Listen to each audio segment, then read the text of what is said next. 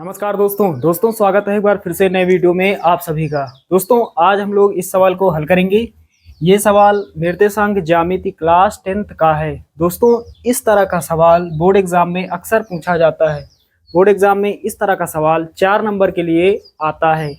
तो साथियों एक बार सवाल पढ़ लेते हैं, उसके बाद इसको हल करते हैं। बहुत ही आसान सवाल है। तो यहाँ पर लिखा हुआ है बिंदु -4, 6 बिंदुओं ए जिसके निर्देशांक -6, 10 और बी जिसके निर्देशांक 3, -8 को जोड़ने वाले रेखाखंड को किस अनुपात में विभाजित करता है। तो यहाँ पर हमें अनुपात बताना है, किस अनुपात में विभाजित करता है, मतलब M1 और M2 का मान हमें बताना है। तो हल करते हैं दोस्तों, बहुत ही आसान सवाल है। तो सबसे पहले यहाँ पर लिखेंगे हल। चलिए दोस्तों अब यहाँ पर हल करते हैं। तो यहाँ पर लिखा है बिंदु -4, 6 बिंदुओं ए और बी के निर्देशांक दिए गए हैं। तो यहाँ पर लिखा है ए और बी को जोड़ने वाले रेखाखंड को बिंदु -4, 6 किस अनुपात में विभाजित करता है, यानी बांटता है। तो यहाँ पर मान लेते हैं ये एक बिंदु ए है यहाँ पर, और ये बिंदु यहाँ पर एक बिंदु बी है। बिंदुओं ए और बी को जोड़ने वाले रेखाखंड, तो यहाँ पर एक बिंदु है जो ए और बी को जोड़ता है यहाँ पर इस तरह से। यहाँ पर मान लेते हैं बिंदु P है, यहाँ पर मान लेते हैं यहाँ पर बिंदु P है इस तरह से। और ए बी के निर्देशांक दिए गए हैं। ए के निर्देशांक -6, 10, बिंदु बी के निर्देशांक यहाँ पर 3, -8 और बिंदु P के निर्देशांक -4, 6 यहाँ पर -4, 6। तो यहाँ पर हमें बताना है बिंदुओं ए और बी को, ये जो बिंदु P है ये किस अनुपात में विभाजित करता है, बांटता है। तो अनुपात मान लेते हैं यहाँ पर M1 अनुपात M2, यानी M1 और M2 के अनुपात में बिंदु P जो है वो ए और बी को विभाजित करता है। तो हमें M1 और M2 का मान निकालना है। तो साथियों यहाँ पर ये X1 का मान है, ये Y1 का, ये X2 का, और ये Y2 का, और ये X का, और ये Y का।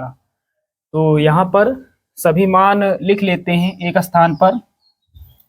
तो यहाँ पर लिखेंगे, यहाँ X1 कितना है, X1 है -6, और X2 कितना है, X2 है 3, X2 का मान है कितना, 3। उसके बाद Y1 कितना है, 10 है, और Y2 कितना है, Y2 है दोस्तों -8। उसके बाद ये X का मान है, X का मान कितना, -4, Y का मान कितना, Y का मान है 6। तो सभी मानों को एक स्थान पर हमने लिख लिया है। अब दोस्तों हमें सूत्र लगा देना है। यहाँ पर लिखेंगे सूत्र। अंतः विभाजन का दोस्तों सूत्र क्या होता है।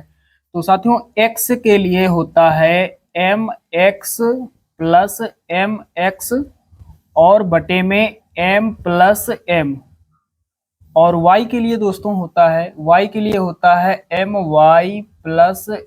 my और बटे में m + m।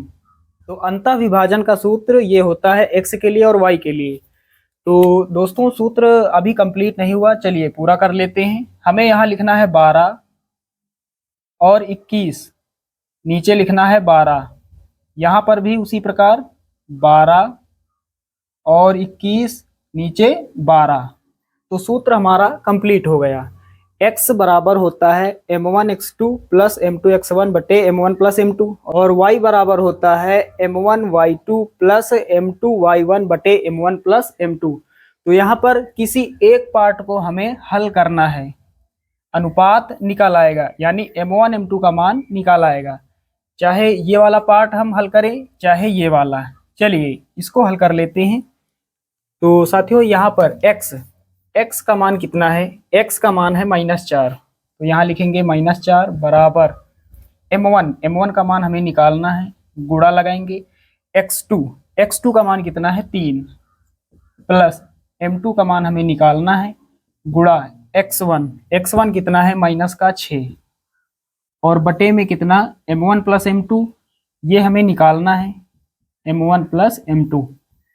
अब दोस्तों m1 प्लस m2 इधर बटे में है यानी भाग में है, इधर गुणा में होगा, तो 4 के साथ m1 का गुणा कर देते हैं पहले, तो माइनस लगा है माइनस लगाएंगे, 4 का गुणा m1 से होगा तो 4m1 हो जाएगा, फिर माइनस प्लस माइनस होता है, 4 का गुणा m2 से होगा तो 4m2 हो जाएगा, बराबर 3 का गुणा m1 से होगा 3m1 हो जाएगा, और माइनस गुणा प्लस माइनस होता है, 6 का गुणा m2 से होगा तो 6m2 हो जाएगा।